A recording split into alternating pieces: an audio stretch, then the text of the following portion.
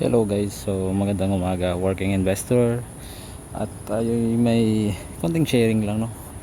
So nandito tayo, yung company natin nandyan lang. Ayan. So nagbike lang tayo. Yan, Kaya Road, hindi na mabasa, pero yan yung company. Yan yung company. So isang mapagpalang araw sa inyo, no? So kamusta kayo dyan sa Pinas? Binabaha.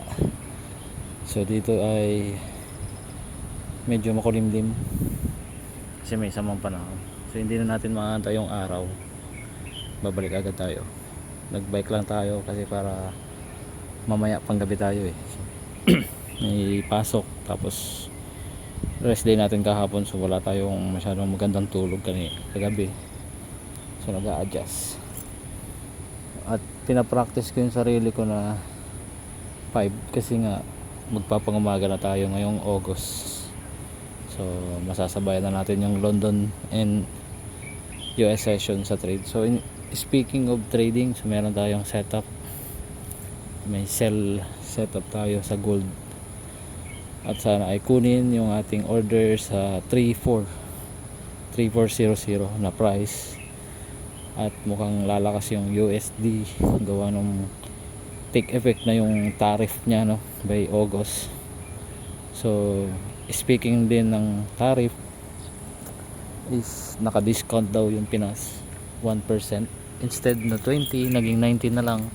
So talo ba yung Pilipinas? Marami nagsasabi na talo, marami nagsasabi na break even lang. Pero sa lagay kasi ng Pinas, guys, ano na siya, talo talaga, no? Sa panahon ngayon na may, kumbaga, yung US ay nasa lagay ng, hindi naman bingit ng pagbagsak ng kanilang ekonomiya, pero nandun sila sa, kumbaga, nawawala na yung mga investors niya in partners, including Canada at Europe. So dapat makipag ano siya dun sa Asian, kasi like Taiwan, no, nandito yung manufacturing ng mga chips. Sa Pilipinas naman may somewhat minerals, may makukuha sila dyan. Manpower hindi, pero yung Pacific region kasi parang inaano nila yung Pilipinas na strategic na sinasabi, kasi nga po-position sila sa giyera. And speaking naman of giyera, di ba, may Thailand tsaka Cambodia. So uncertain talaga yung global condition. So nakasalalay talaga sa mga leader natin yung kalalagyan ng mundo, no. So nasabi ko na to dun sa previous recording na be aware tayo dun sa leader natin na ine-elect or pinipili natin. Kung may democracy tayo, lalo sa pagboto, no, so malaking epekto yung pagiging pagkakaroon ng ganong sistema. Kasi tulad ni Trump, kala nila is maganda, no, so nag-impose ng mga tariff, ganyan, tapos yun nga, peacemaker daw, pero nagbigay ng pondo sa Ukraine. So mga ganun ba, no? So kaya yung Ukraine, sige, bomba na naman ng bomba, yan, binawian sila, no, parang ginantihan sila ng ng Russia naman. So ganoon din dun sa Iran, tapos Israel. And yun nga, yung uncertain sa buong mundo is napaka malawak na.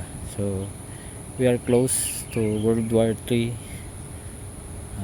Ilang hindi na taon nata, basta na yan, nalalapit na yan. So na lang, be ready.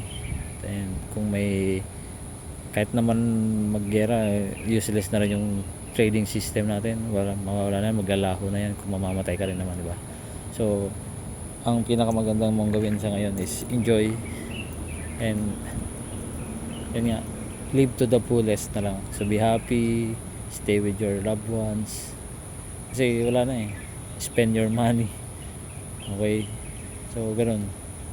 And if the world come to an end, at least na-enjoy mo, naging masaya ka at kasama mo yung pamilya mo.